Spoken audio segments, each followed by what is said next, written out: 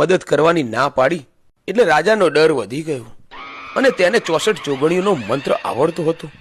તેથી તેણે 64 જોગણીઓને યાદ કરી તેનો મંત્ર જાપ શરૂ કર્યો. થોડી જ વારમાં 64 જોગણીઓ પ્રગટ થઈ, પરંતુ તેણે પણ રાજાને કુળદેવીની જેમ મદદ કરવાની ના પાડી અને અદૃશ્ય થઈ ગયા.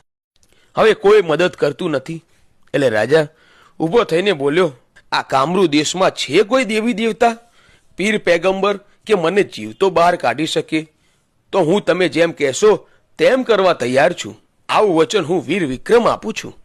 રાજાનો અવાજ કોઈએ ન સાંભળ્યો, પણ માખણિયા ડુંગરવાળી મેલડી માતાએ સાંભળ્યો અને તે રાજાને સામે આવીને પ્રગટ થયા. મેલડી માના પગના કૂકરા વાગ્યા અને 1200 પૂતાવળ ભાગવા લાગી. માતાજીને જોઈ રાજા બોલ્યો, હે માતાજી, તમે કહેશો એમ હું કરીશ, પણ મને આ વાવમાંથી બહાર કાઢો. આ સાંભળી મેલડીમાં બોલ્યા, હે રાજન, તું વચન આપે છે ને, એટલે હું તારો વાળ પણ વાંકો નહીં થવા દઉં. આમ કહી મેલડીમાએ રાજાને બહાર કાઢ્યા. ત્યારે રાજાએ માતાજીને નમન કરીને પૂછ્યું, બોલો માતાજી, હું તમારી માટે શું કરી શકું? ત્યારે મેલડીમાએ જવાબ આપ્યો, હું મડા ખાઉં મેલડી, મારે તારા કાળજાનો ભોગ જોઈએ. ત્યારે વિક્રમ રાજા પોતાની કટારીથી